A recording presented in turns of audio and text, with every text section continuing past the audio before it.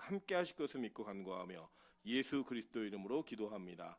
아멘. 네, 하나님 말씀 보도록 하겠습니다. 히브리서 11장 13절부터 16절 그리고 22절의 말씀 우리 한 절씩 교독하고 마지막 절은 합독하도록 하겠습니다.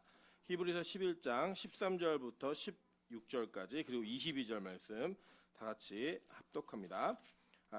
교독합니다. 제가 먼저 읽겠습니다. 이 사람들은 다 믿음을 따라 죽었으며 약속을 받지 못하였으되 그것들을 멀리서 보고 환영하며 또 땅에서는 외국인과 나그네임을 증언하였으니 그들이 이같이 말하는 것은 자기들이 본향치 않는 자임을 나타냄이라. 그들이 나온 바 본향을 생각하였더라면 돌아갈 기회가 있었으려니와 그들이 이제는 더 나은 본향을 사모하니 곧 하늘에 있는 것이라. 이러므로 하나님이 그들의 하나님이라 일컬음 받으심을 부끄러워하지 아니하시고 그들을 위하여 한 성을 예비하셨느니라. 22절 다 같이 한 목소리를 합독합니다. 믿음으로 요셉은 임종시에 이스라엘 자손들이 떠날 것을 말하고 또 자기 뼈를 위하여 명하였으며 아멘. 네, 우리 주변에 있는 분들에게 이렇게 한번 인사하도록 하겠습니다. 연말에 당신과 함께 있는 건 무엇과도 비교할 수 없는 기쁨입니다.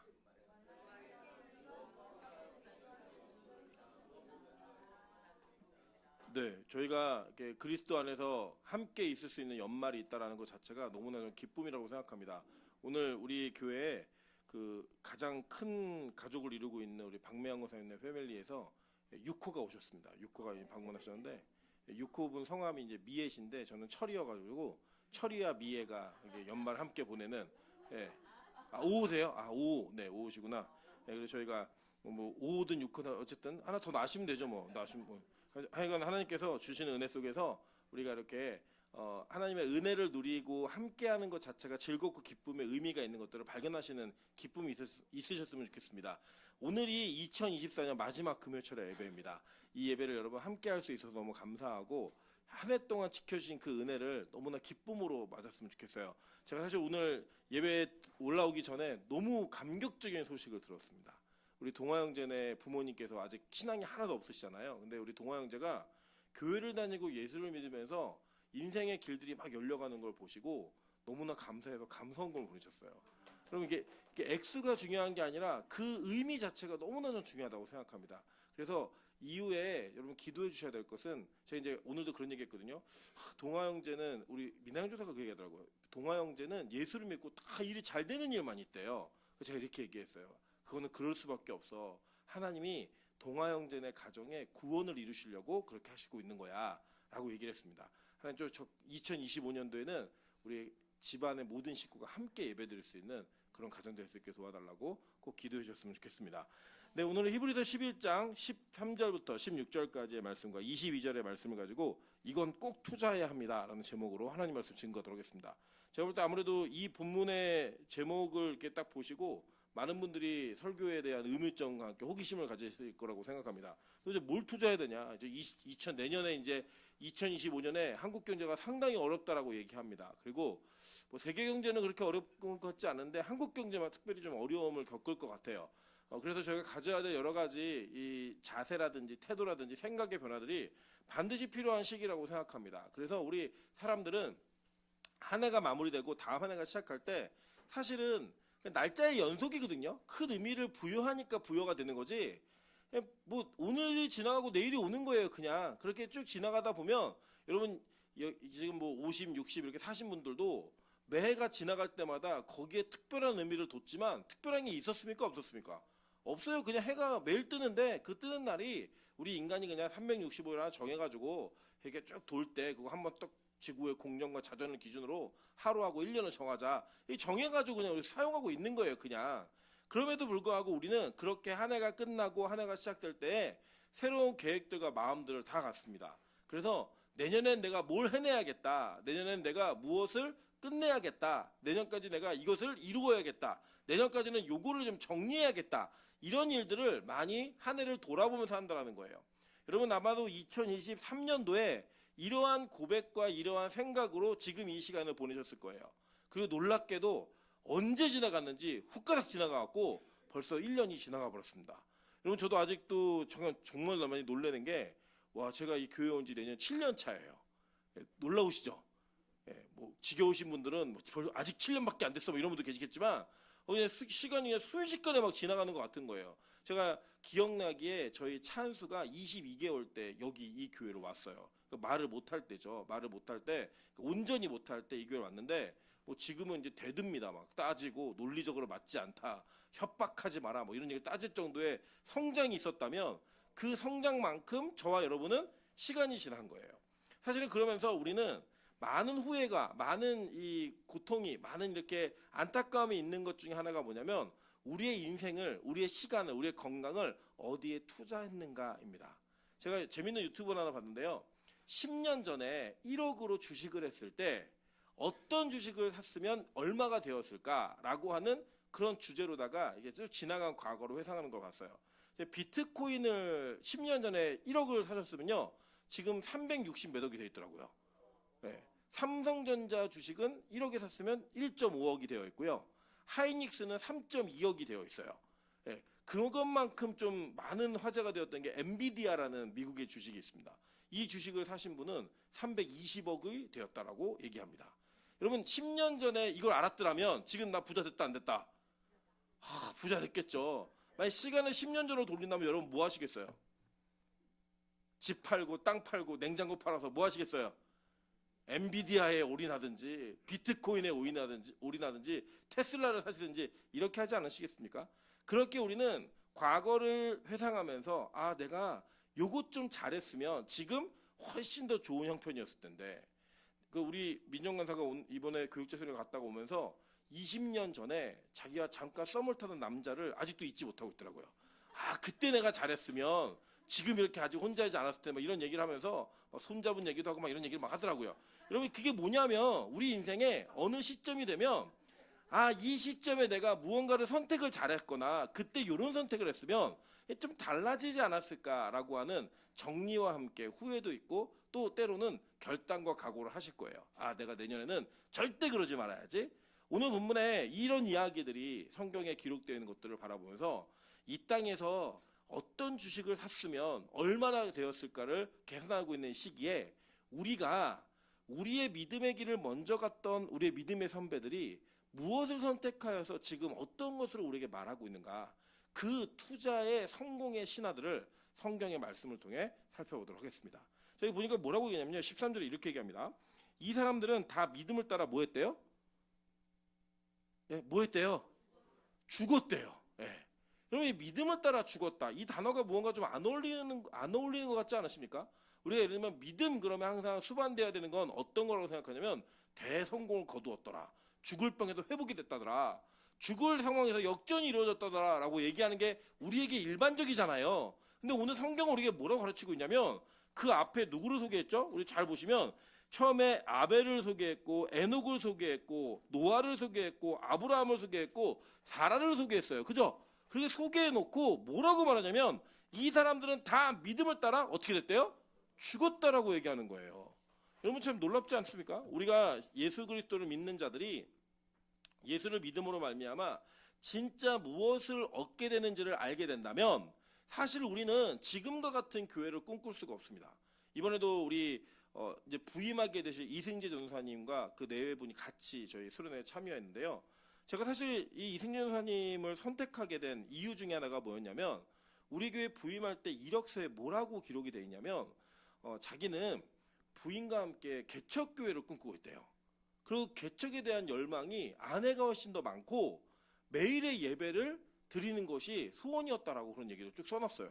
이상하지 않습니까? 이 사람들이? 우리는 지금 이게 너무 힘들어가지고 그만했으면 좋겠는데 어떤 사람은 이 삶을 꿈꾸면서 그 삶을 기대하더라는 거예요. 그리고 난 다음에 뭐라고 이게 제가 설교를 듣는데 이분의 설교가 우리 들어보신 분 계시겠지만 짧아요. 은혜 드시죠? 짧아서 은혜가 되고 군더더기 없이 깔끔해요. 그래서 제가 오늘도 오면서 이런 얘기를 했어요. 전사님 설교는 직구를 잘 던지는 설교입니다. 기술이 많지 않고 미사여구가 많지 않고 막 능숙능란한 설교자가 아닙니다. 그런데 저는 그 설교가 너무 좋아요. 그리고 이 전사님은 더 성장할 수 있는 가능성이 너무나 많은 사람이에요. 근데 정말 센스는 없더라고요. 다시 태어나야 되는 그런 일들이 있지만 중요한 건 뭐냐면 그렇게 선택했던 그 결론 속에 무엇이 있냐면 가서 대화를 나누는데 이게 우연인데 집도 요 근처시고 본가가 그리고 원래 사역했던 교회도 요 근처예요. 그래서 보통 우리 사역자들이 집을 교회를 구할 때 집에서 가까운 교회를 구하는 분들도 계시거든요. 그래서 이 집에서 가까운 교회를 찾다 보니까 우리 교회가 걸린 것도 있지 않을까라는 생각이 있었는데 이번에 가서 그게 전혀 아니라는 걸 알았어요. 전혀 옮길 마음도 없었고 그 교회에서 전임하기로 이미 약속이 되어 있었는데 무언가 본인이 아내가 먼저 저희 교회 공고를 보았고 꿈꾸던 교회가 있다라는 거에 정말 이게 진짜 있을까? 라는 마음이 들었다는 거예요. 진짜 이런 교회가 존재할까? 그래서 뭐 여기 이 교회 오고 안 오고는 상관없이 저를 꼭 만나보고 싶었대요. 이런 교회가 진짜 있는지 그리고 정말 설교를 그렇게 하는지 정말 만나보고 싶었다는 거예요. 그래서 만나서 얘기를 듣다 보니까요. 본인이 가지고 있는 생각이 그냥 멋모르고 집 가까운 교회를 선택한 게 아니에요. 자기가 꿈꿀 수 있는 많은 것들을 다 내려놓고 그게 아무것도 아니라는 걸 아는 사람이에요. 그리고 이걸 선택하더라는 거예요. 그러면서 저희가 뭐라고 얘기하냐면 만약에 성경에 있는 이야기가 진짜라면 지금의 교회들처럼 지금의 사역자들처럼 크고 화려하며 사람의 비유를 맞추는 그런 교회를 우리가 세워가진 않을 거다.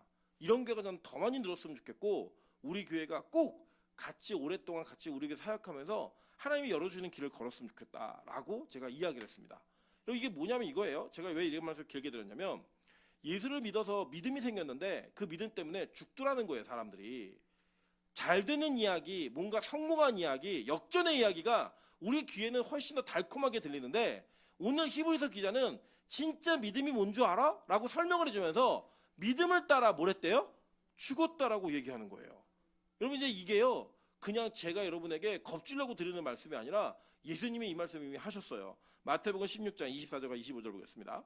이에 예수께서 제자들에게 이르시되 누구든지 나를 따라오려거든 자기를 부인하고 자기 십자가를 지고 나를 따를 것이니라 라고 얘기했습니다. 여러분 지금 우리가 십자가 그러면 굉장히 이미지가 좋으시죠?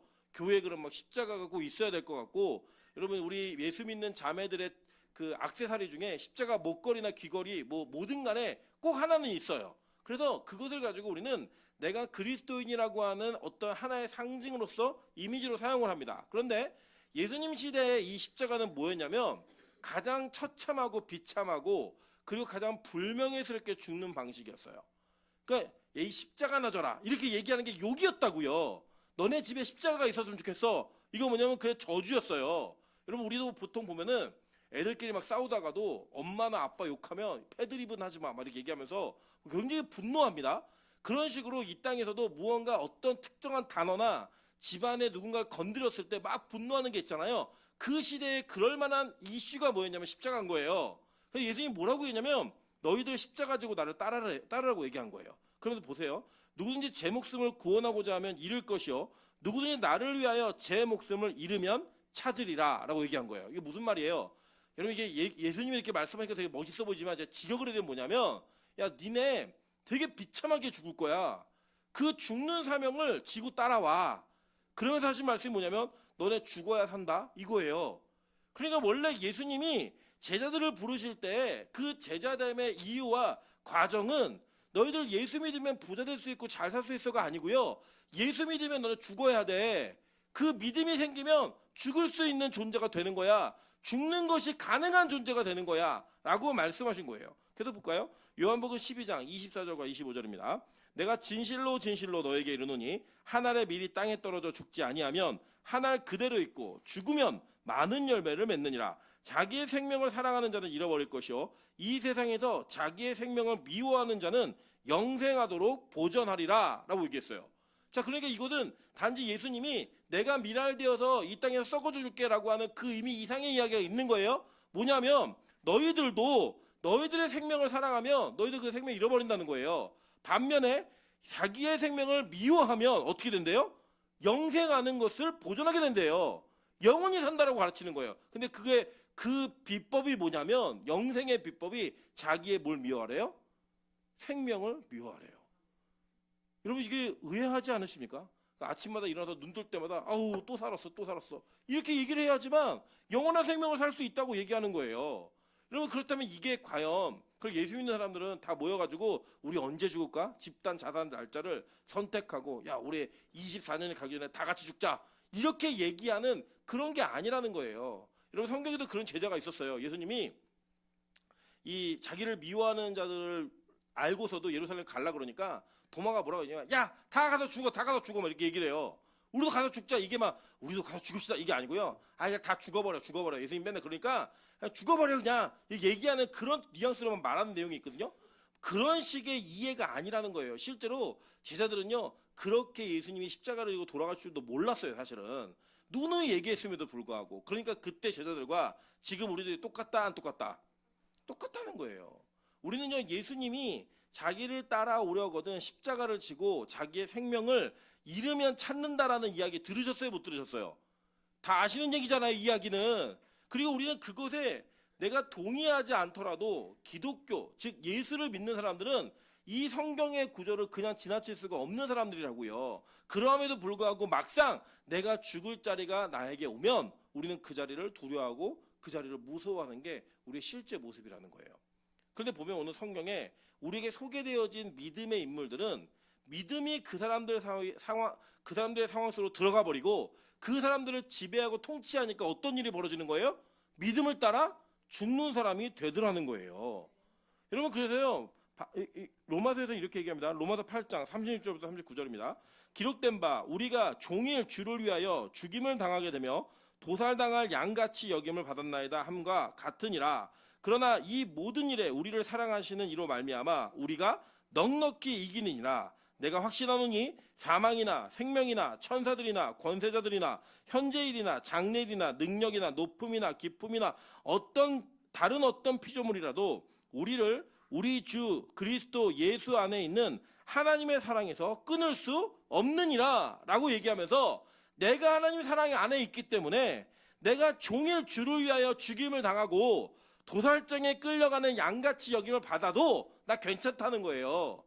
그게 바울의 고백이었습니다. 계속 볼게요. 고린도후서 4장 10절부터 11절 다 같이 읽어보겠습니다. 시작. 우리가 항상 예수의 죽음을 몸에 짊어짐은 예수의 생명이 또한 우리 몸에 나타나게 하려 함이라. 우리 살아있는 자가 항상 예수를 위하여 죽음에 넘겨짐은 예수의 생명이 또한 우리 죽을 육체에 나타나게 하려 함이라. 아멘. 자, 우리가 어떤 자들이래요? 그냥 우리는 죽음에 넘겨지면 우리가 죽을 육체라는 거예요. 우리가 죽을 육체라는 겁니다. 여러분 죄송하지만 이제 죽을 날이 1년 앞당겨지는 날이 며칠 남지 않았습니다. 멋지시죠? 그죠? 내가 죽을 날이 이제 얼마 안 남았다는 거예요. 아직 우리 찬수나 수아는 죽을 날이 아직 많이 남아가지고요. 이게 별로 걱정이 안 돼요. 하루 빼먹는 것도. 근데 이제 점점 걱정되시는 분들이 계시더라는 거예요. 아이고 몸이 옛날 같지 않아. 작년 같지 않네. 이런 분들 계시잖아요. 그죠? 예, 우리가 그렇게 말할 수 있는 이유는 뭐냐면 다른 게 아니에요. 그냥 여러분이 오늘 하루하루 죽고 계신 거예요. 그리고 이렇게 여러분 연명하는 좋은 거 먹고 최선을 다해서 살아도 여러분 언젠가는 그 죽을 날이 여러분에게 올 수밖에 없는 그런 일들이 여러분에게 있더라는 거예요.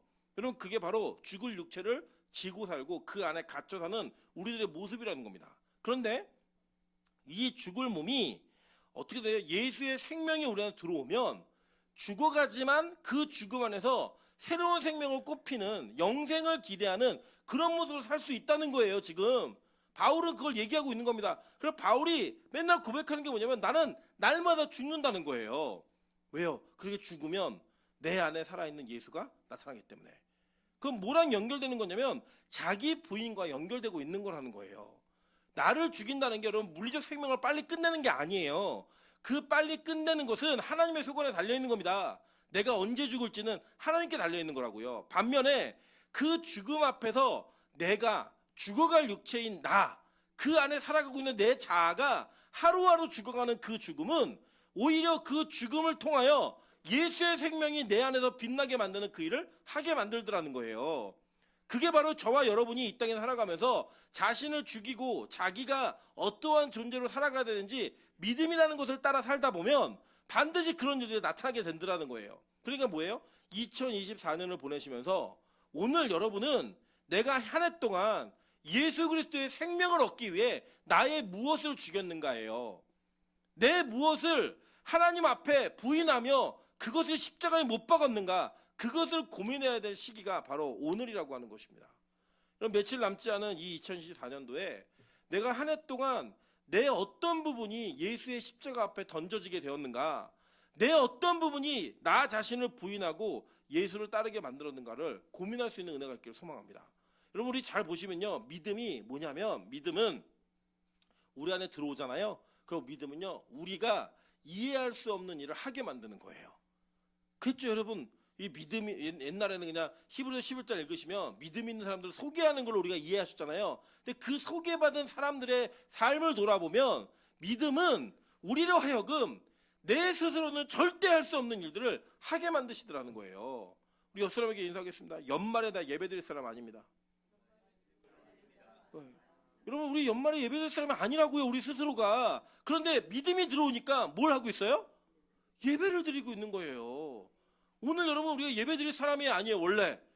아니라고요. 원래 뭐 해야 돼요? 송년회해야 되고, 그죠? 마지막 한 해를 마무리하니까 뭐 그 파티도 하고 친구들도 만나고 1년 만에 모든 것들을 정리하는 노세 젊어서 노세, 이걸 해야 되는 사람들인데, 이 노세 젊어서 노세를 못하고 뭐예요?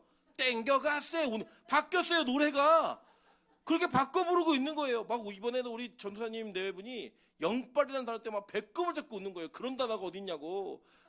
하늘문에 가면은 이게 일상 용어라고. 그랬더니 오늘 영빨이라는 단어 자기가 썼어요, 먼저 문자에다가. 그런 은혜가 우리 안에 있는데, 우리가 뭐냐면, 우리는 내 자신의 능력과 내 자신이 가지고 있는 이성의 한계로는 절대로 믿음이라는 신앙생활을 할 수 없는 존재들이에요. 근데 하나님은 우리를 붙드셔서 우리를 죽여버리고 그 믿음으로 생명의 길로 인도하시는 길을 걷게 하시더라는 거예요. 그럼 여러분, 이 세상 사람과는 전혀 다른 삶을 살게 되더라는 거예요. 그게 뭐였냐? 바로 나그네였다는 겁니다. 한번 볼게요. 이 사람들은 다 믿음을 따라 죽었으며 약속을 받지 못하였으되 그것들을 멀리서 보고 환영하며 또 땅에서는 외국인과 나그네임을 증언하였으니 라고 얘기해요. 여기 보면요, 하나님께 이렇게 부름받은 사람들이요, 다 어렵고 힘든 사람들이 아니었어요. 여러분, 아브라함 보세요. 얼마나 부자였어요. 여러분, 아벨, 이 땅의 최초의 인간 아니에요? 인간의 그 가계에 아주 중요한 인물 아니었습니까? 노아가 부자였어요? 여러분, 어떻게 가난한 사람이 그렇게 큰 방주를 지어요? 여러분, 그런 모든 것들을 다 가지고 있는 그 사람들이요, 이 땅에서 믿음이 생기니까 어떻게 살더라는 거예요?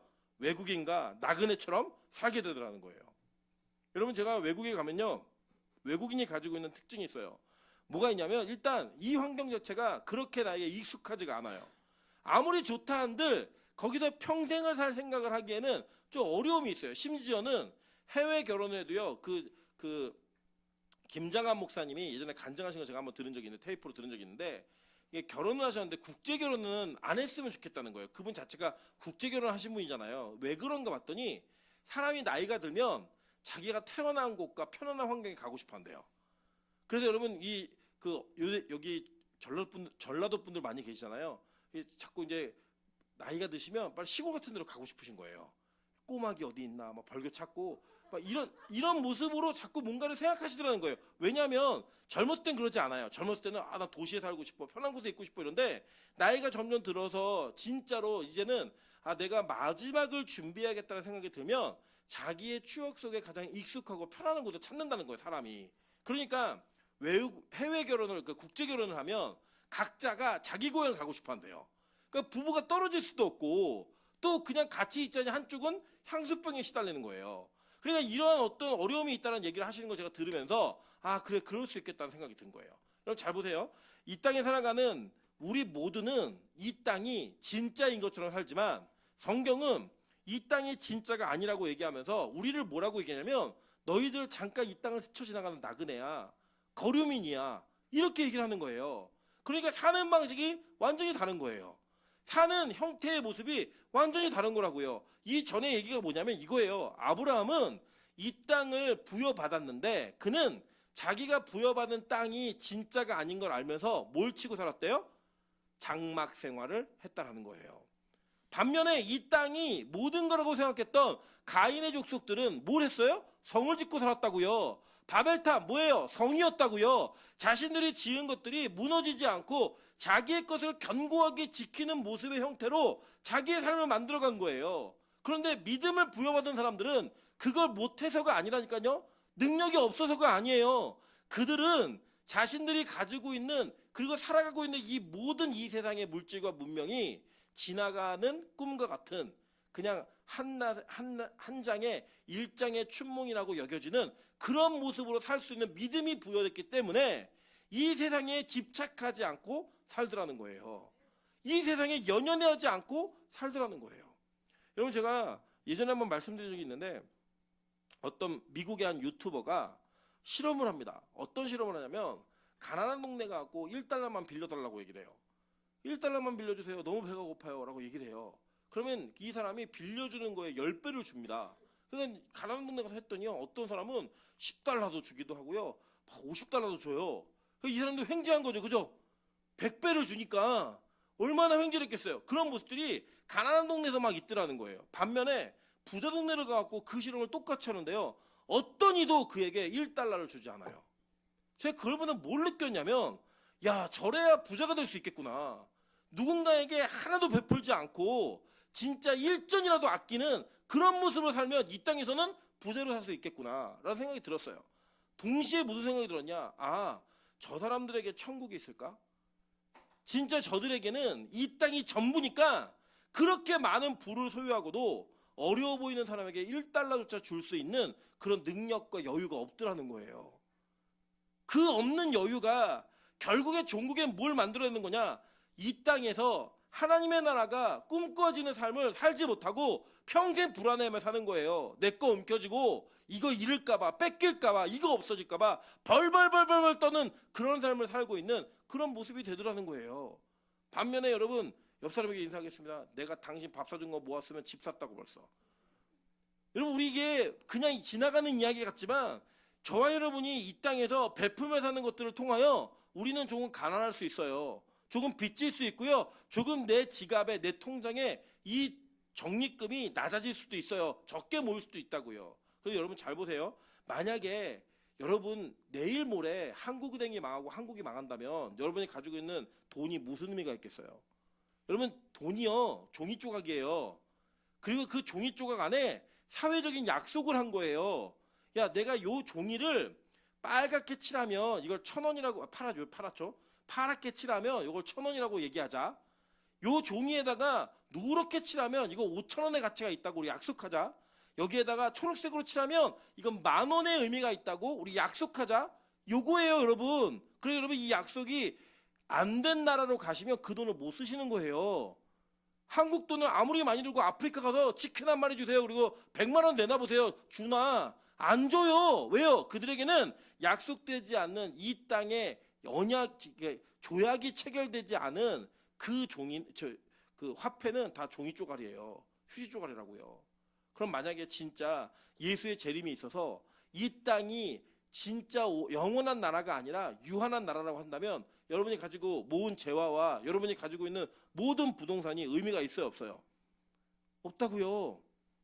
없는데 우리는 그게 전부인 것처럼 산다고요. 왜요? 나그네로 살지 못하니까. 외국인으로 살지 못하니까. 베드로전서 2장 11절에 이렇게 말합니다. 사랑하는 자들아, 거류민과 나그네 같은 너희를 권하노니 영혼을 거슬러 싸우는 육체의 정욕을 제어하라. 우리 보고 뭐라고 불러요? 너희 거류민과 나그네래요. 이거 외국인이란 뜻이에요, 외국인. 계속 볼게요. 시편 39편 12절입니다. 여호와여, 나의 기도를 들으시며 나의 부르짖음에 귀를 기울이소서. 내가 눈물 흘릴 때 잠잠하지 마옵소서. 나는 주와 함께 있는 나그네이며 나의 모든 조상들처럼 떠도나이다. 그러니까 이게 시편 기자 다윗 시대에도 자신들의 믿음의 조상이 진짜 믿음이 생기니까 이 땅을 뭐로 살더라는 거예요?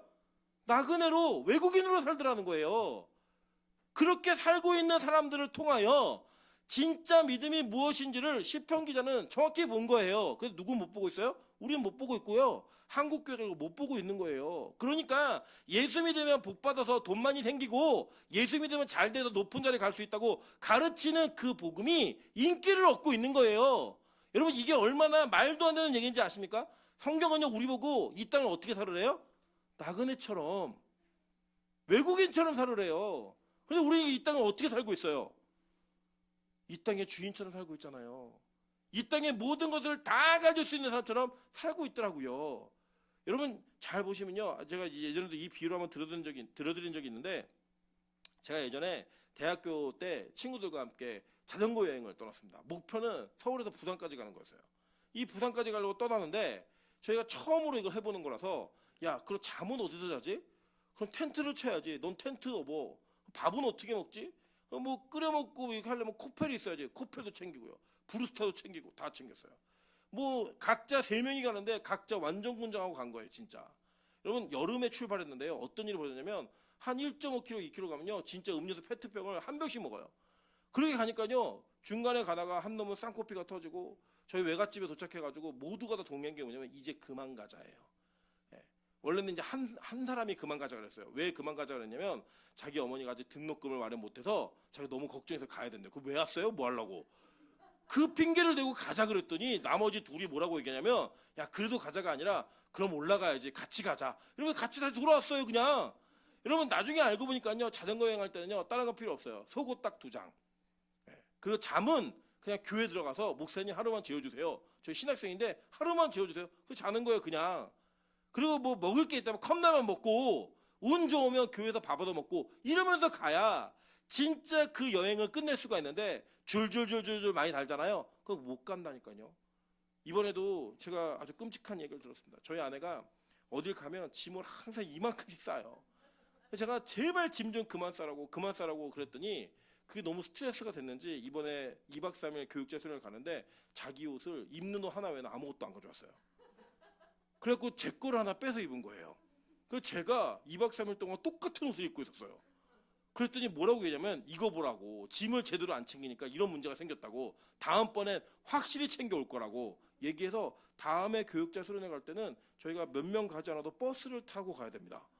짐을 확실히 싸겠다고 얘기했으니까. 근데 보세요, 이사를 가는 것도 아니고 잠깐 거치는 거예요. 없으면 없는 대로 그냥 살 수 있어요. 왜요? 거기 우리 집이 아니니까.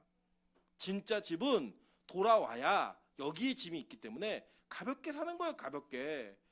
아무것도 들지 않고 사는 거예요. 그런데 우리는 그렇게 우리의 인생이 나그네이고 외국임에도 불구하고 바리바리 다 싸더라는 거예요. 바리바리. 모든 걸 다 챙기더라는 거예요. 여러분 한번 생각해 보세요. 여러분 만약에 이스라엘 백성들이 광야 생활을 하는데 갖출 거 다 갖추고 살았을까요? 이사할 때마다 얼마나 힘들었겠어요. 아마 저희 아내 같은 사람들이 집안에 많았으면요, 계속 싸웠을 거예요. 야, 버려. 또 텐트 치다가 구름 떠오르면 또 가는데 이걸 뭐 다 풀고 앉아있어. 그만 가지가 제발. 처음에는 다 챙겼겠죠. 근데 맨날 3일마다 한 번, 4일마다 한 번, 막 이러면 어떤 일이 벌어지겠어요. 아유, 그만하자. 그거 다 버렸겠죠. 그들의 인생에는요, 정말 내 삶을 최소한으로 유지할 수 있는 가장 간단한 짐만 싸서 다녔을 거예요. 그게 바로 광야 생활하는 이스라엘 백성들의 모습이었어요. 마찬가지예요. 하나님께서 아브라함에게 너 이 땅 다 줄게라고 얘기하고, 너 이 땅 구경 다녀, 내가 이 땅 다 줄 거야 라고 얘기했을 때, 이 아브라함은 그 땅이 진짜 내가 얻을 기업이라는 게 아니라는 걸 알았어요. 그래서 아브라함은 평생토록 텐트 생활했고요, 이삭도 야곱도 믿음의 그 가문들은 다 텐트 생활했다고요. 반면에 에서 뭐 했어요? 저 밑에 내려가서 페트라 에돔 지역에다가 자기의 왕국을 세웠다고요. 그런 모습으로 살고 있는 것이 믿음이 아니라고, 그리고 이렇게 텐트 치는 인생을 사는 게 믿음이라고 성경은 우리에게 이미지로 계속 보여주고 있는 거예요. 그럼에도 불구하고 여전히 우리는 텐트 치고 싶다, 아니면 성 짓고 싶다. 성을 짓고 싶은 게 우리의 모습이라는 거예요. 가장 간단하게 주님이 너 여기 아니야, 옮겨. 그럼 옮길 수 있는 그 옮김이 우리에게 나타나려면 우리는 이 땅에서 최소한의 짐을 가지고 살아야 된다고요. 여러분 생각해 보실게요. 맨날 이사 다녀야 된다 그러면 여러분에게 집은 짐이에요, 집이에요? 네, 짐이죠. 그죠? 여러분 매일매일 이사 다니기 때문에 여러분에게 만약에 진짜 하나님이 어마어마한 땅을 주신다고 하면 여러분의 그 땅은 짐이에요, 아니면 그게 재산이에요? 짐이죠. 여러분 부산 사는데 서울에다 뭐 하려고 땅을 사요? 부산에서 평생 살 건데 더 이사 가서 중국 갈 수도 있는데 우리 못 하잖아요. 그런데 우리는 이 땅이 영원한 나라가 아님에도 불구하고 우리 이 땅에다가 성을 짓고 살고 싶어 한다고요. 여러분 성경은요, 우리를 고발하는 거예요. 야, 이거 믿음 아니야. 이거 믿음 있으면 진짜는 우리의 본향을 찾는 것이 진짜 믿음이야 라고 얘기하는 거예요. 볼까요? 창세기 47장 9절입니다. 한번 읽어보실게요. 시작. 바로에게 아뢰되 내 나그네 길의 세월이 130년이니이다.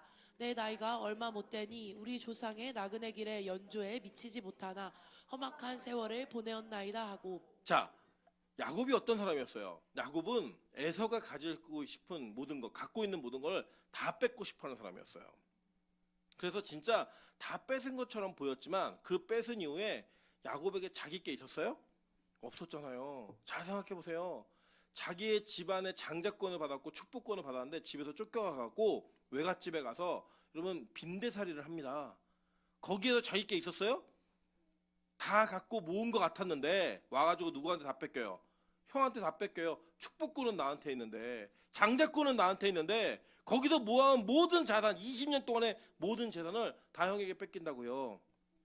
여러분 야곱이요 그런 일들을 다 경험하고 나서 그가 마지막에 하는 일이 뭔지 아세요? 그가 자식도 잃어버리고 부인끼리 맨날 싸우고 이것을 통해 얻은 130살의 고백이 뭔지 아세요? 내 나그네 길이 130년이다. 이거를 마지막 자기 인생의 마무리에 고백을 하더라는 거예요.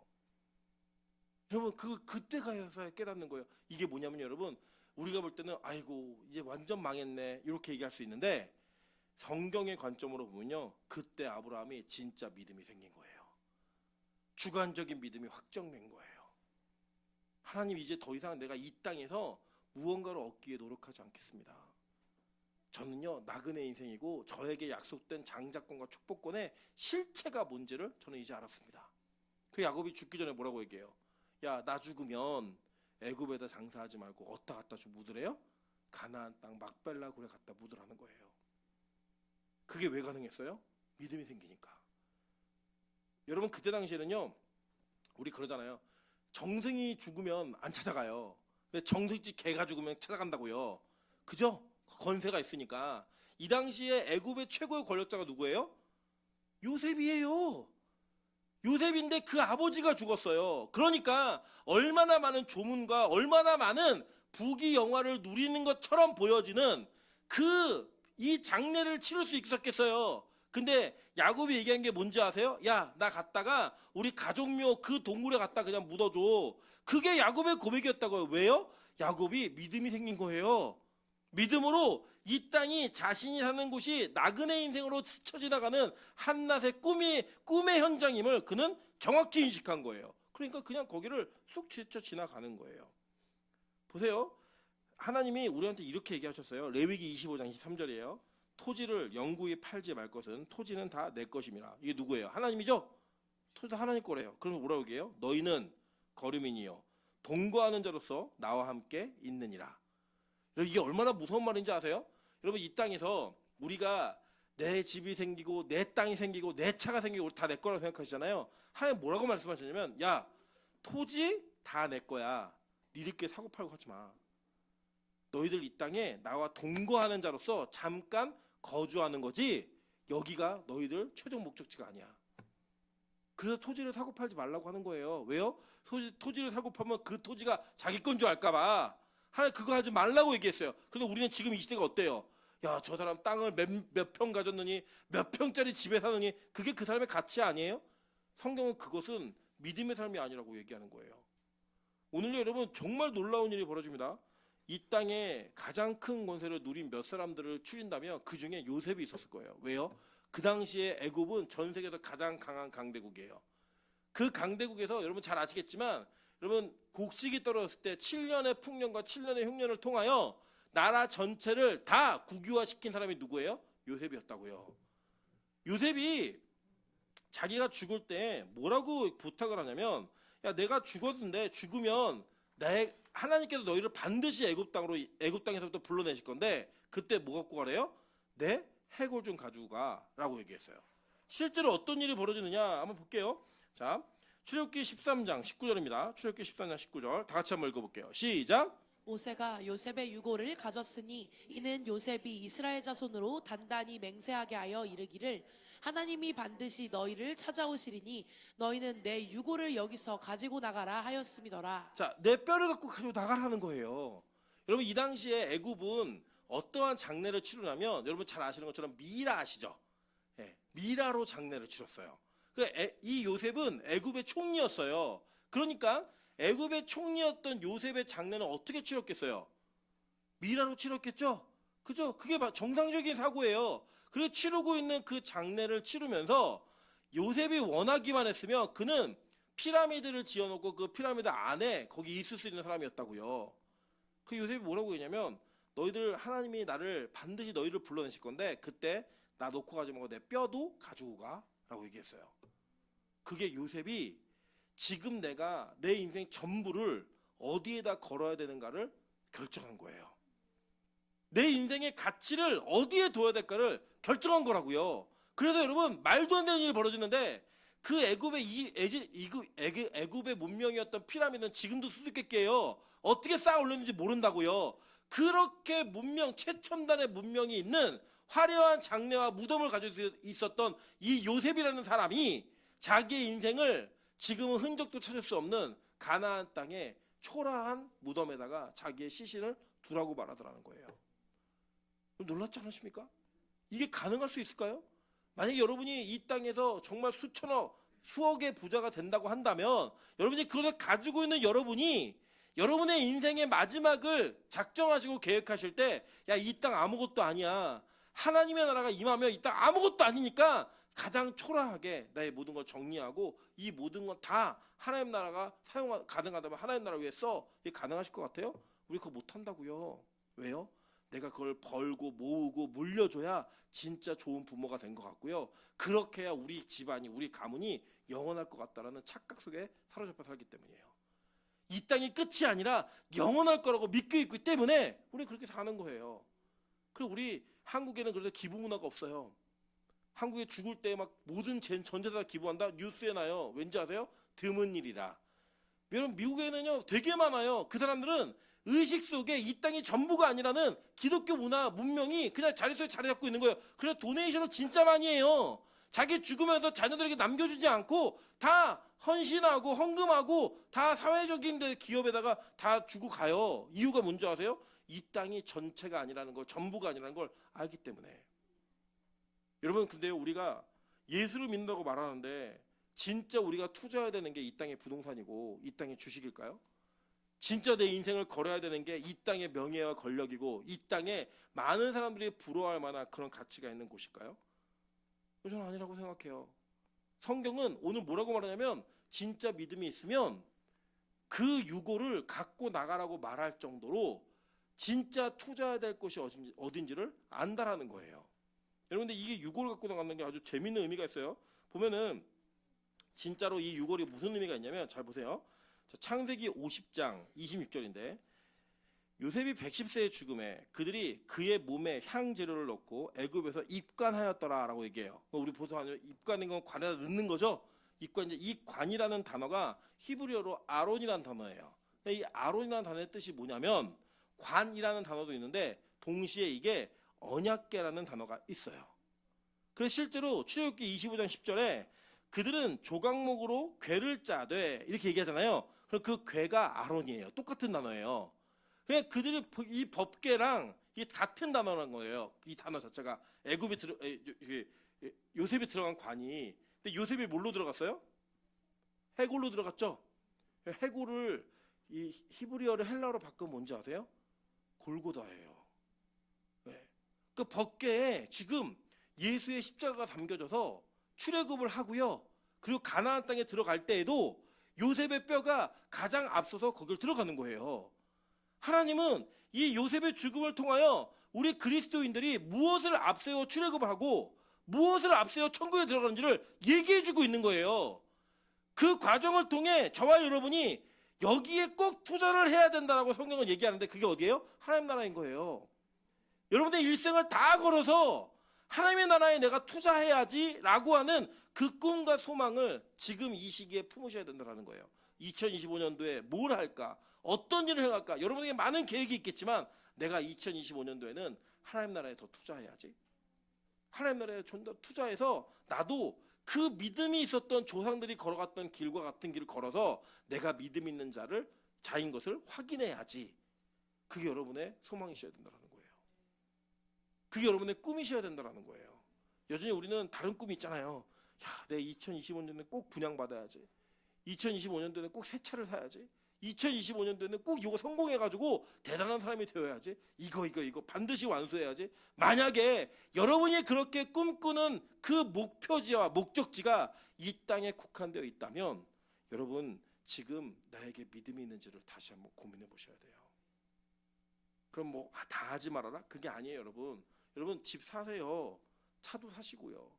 좋은 직장도 얻으시고요. 좋은 위치까지도 가세요. 그런데 여러분이 그것을 얻고자 하는 목적이 분명하셔야 돼요. 그걸 통해 내가 꿈꾸던 하나님의 나라에 나 한 발짝 더 가까이 갈 수 있기 때문에, 맡겨진 사명에 내가 더 헌신할 수 있기 때문에, 그것 때문에 내가 더 죽을 수 있기 때문에 라고 여러분 그 고백에 관련성이 있는 거라면 이 땅에서 뭘 얻으셔도 돼요. 여전히 여러분은 그것이 나그네로서 얻는 것임을 알기 때문에, 나그네인 것인 것을 여러분 정확히 알고 계시기 때문에 가능해요. 그러나 여러분 만약에 이 땅이 전부라고 생각이 드셔서 이 땅에 있는 것들을 얻기 위한 목적으로 지금 여러분의 인생을 달리게 하고 계시다면 여러분 믿음이 있는지 확인해 보세요. 성경은 믿음 있는 자가 무슨 선택을 하는지를 정확히 말하고 있어요. 요셉이 자기가 죽을 때 이렇게 말합니다. 야, 하나님이 너희들 반드시 끌어내실 거야. 우리 이 땅에 영원히 살지 않아. 그때 내 해골이라도 꼭 가지고 나가야 된다. 그게 요셉의 투자였어요. 자기 인생의 전부를, 그 마지막을 하나님의 나라에 투자한 거예요. 저는 우리 빛가서공교회가 이걸 할 수 있는 교회이길 소망합니다. 저는 우리 빛가서공교회에 이러한 소망과 고백이 있는 그런 교회가 되기를 바랍니다. 여러분 빛가서공교회가 2025년도에는 많은 계획이 있고 변화들이 있을 거예요. 저 너무 감사해요. 너무 감사하고 그런 걸 꿈꾸게 할 수 있었던 그런 환경들을 주신 하나님께 너무 감사해요. 이번에 오신 전도사님 저 너무 좋은 분이에요. 그래서 저희가 함께 할 수 있는 일들이 참 많을 것 같아요. 그런데 우리가 이 모든 하는 일들이 저는 빛가서공교회를 빛내기 위해서라면 전 그건 안 할 거예요. 만약 그 목적이 빛가서공교회가 조금 더 부유하기 위해서라면 저 그거 안 할 거예요. 만약에 그것이 하나님의 나라가 확장되어지고 하나님의 나라를 세우면서 우리 공동체가 더 큰 하나님의 나라를 꿈꿀 수 있다면 저 그거는 뭐가 돼도 할 거예요. 진짜 그건 뭐가 돼도 할 거예요. 여러분 우리 교회가 그런 꿈을 꾸는 교회였으면 좋겠습니다. 저희가 그런 꿈을 꾸잖아요. 뭐가 가능하냐면 이런 거예요. 보세요. 아브라함이 그 꿈을 꿨더니 야곱하고 이삭하고 야곱이 같이 장막 생활을 해요. 빛가서금의 장년부와 지금 청년들이 이 꿈을 꾸잖아요. 저는 찬수하고 수아가 이 꿈을 꿀 것 같아요. 하민이하고 찬이가 이 꿈을 꿀 것 같아요. 그리고 그 꿈대로 살 수 있을 것 같아요. 지금도 제가 참 의아한 건 뭐냐면 이런 거예요. 뭐 다들 힘들대요. 매일 예배 힘들다. 왜 꿈으로 남겨두지 우리 교회 왔냐? 뭐 이런 별의별 게 막 다 해요. 근데 저는 이렇게 매일 예배 드리는 게 하나도 어렵지가 않아요. 왜 어렵지가 않냐면 저는 저희 어머니가 이렇게 사셨어요. 지금도 살고 계세요. 그러니까 그 삶의 족적을 따라가는 게 전 지금도 너무 감사한 건 빛가서공교회 낮 예배가 없다는 게 너무 감사해요. 여러분 할렐루야 아니십니까? 저희는 낮 예배를 드릴 수가 없어요. 구조상 다 직장생활 하시니까 저 혼자 드려야 되니까 너무 감사해요. 그래서 저는 우리 교회 백수가 나오지 않기를 너무 소망하고 있습니다. 백수 10명이 되면 낮 예배를 드려야 될 것 같은 불안감이 자꾸 올 것 같아갖고 하나님 꼭 죽는 그날까지 일하다 죽게 하옵소서. 저는 이게 기도해요. 여러분 축복하는 마음으로. 여러분 저는 그게 진짜 하나도 어렵지가 않고 오히려 죄송해요.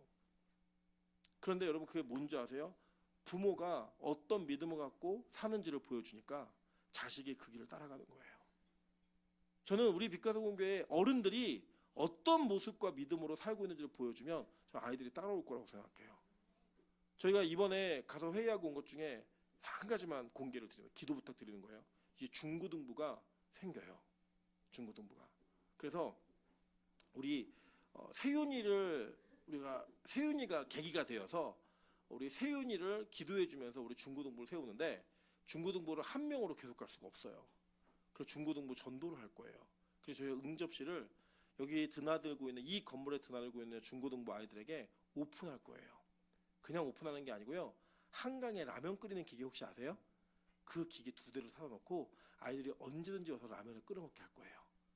그리고 그 아이들과 교제하고 대화하는 이런 모습들을 저희 교회가 아이들과 함께 누릴 거예요. 교육자들과 함께. CCTV도 달고 보안장치도 하고 하겠지만 이 아이들에게 제공할 수 있는 환경을 만들 거예요. 여러분 그 일을 위해서 기도해 주세요.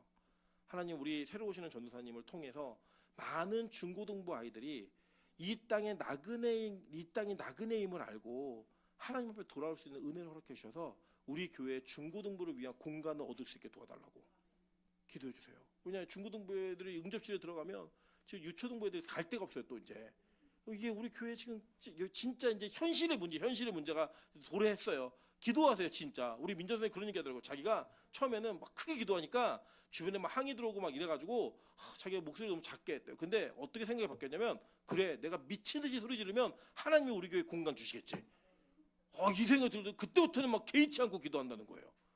심지어 마이클 거도 몰라요. 자기도 우리도 모르고 본인도 몰라요. 본인은 소리가 작아진 거 더 크게 소리 지른대요. 막 이런 그런 일들을 통해 하나님이 우리 교회를 하나님의 나라를 꿈꾸게 하는 교회가 될 수 있게 해달라고 기도해 주세요. 중고등부 애들이 있는 교회들이 없어요 요새. 근데 만약에 빛가서 공교회가 이 사역을 잘할 수 있다면, 여러분 중고등부 애들한테 껌 주고 사탕 준다고 언제 아십니까? 안 와요.